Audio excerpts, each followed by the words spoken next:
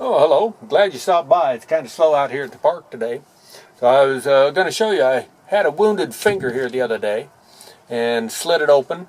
And I've taken just any antibiotics like that, and I put some on that, and I put it in between the fingers and the thumb. Then I'll take some and I'll put on here, the wrist area. And otherwise I leave it open, no bandage. Unless you're going to be in dirt or something like that, you just leave it open to the air and you'll find it'll heal better and quicker. And of course, using this not only on the owie, but on and between the fingers and the wrist, and maybe even into the elbow area inside, to absorb antibiotics. If you did get infection, the doctor would give you pills and or a shot for antibiotics, in which you'd have to get through the whole system to get over here.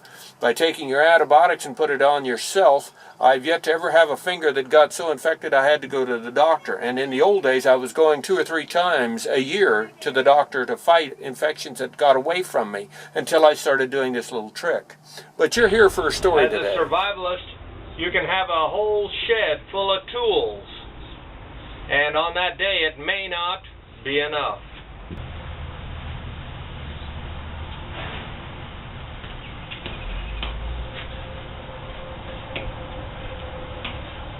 You could be an expert with a knife, and it still isn't good enough. You can have the biggest, baddest rifle in the world, but that ain't enough. So on the day that the death angel comes for you, the Grim Reaper comes, what is going to save your life? If not the tools, if not the weapons, if not money, what might save your life? Well, one specific incident, a slow woman saved my life. I married this woman in 1973, and she was a pokey woman. She didn't walk as fast as I did, and I'd get frustrated with her. But be that as it may, so when my daughter became a senior, they had a senior party for them. It was a non-alcoholic party. My wife and I, as we quite often did, sponsored such events. Were there to protect them. And with that in mind, we went over to the YMCA for that senior party. Well, at the time, they had a pretty steep parking lot.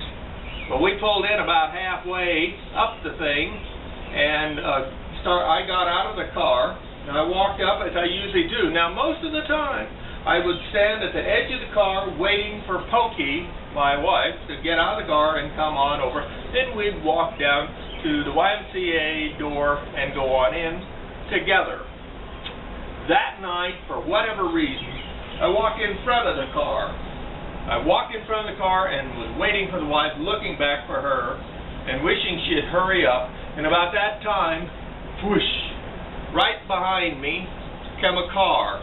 It had broke loose from the top of the car, or top of the hill, and it come rushing down. And there was a car parked over here and my car that I pulled in. And I never pull in right next to a car. I pull in, always give it a space in between the two cars. Well, that car broke loose and went in between that car and this car and rolled on down and crashed into a car down by the YMCA. And it was just an incredible thing how quiet it was. Only the tires rolling made any noise at all. And how it didn't hit either car.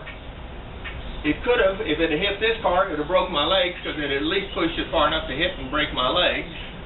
If I'd have been standing where I normally do, it would have run over and killed me. If my wife would have been faster, we'd have both come together, and there's a good chance we would have been down a ways, and the door at an angle, it would have run directly over us and killed both of us. And so that night I was saved by a slow woman. And perhaps my guardian angel had something to do with it, and I thank her too, or him. Be that as it may, you can never figure every angle, and so it's good to be ready and consider every day may be your last here on earth.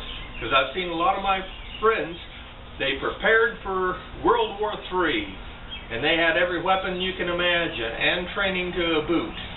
And it didn't matter, either a car accident, or cancer, or something else got them. So I hope you're ready to meet the Maker on any given day, and I hope it's a long time down the road. rate this film.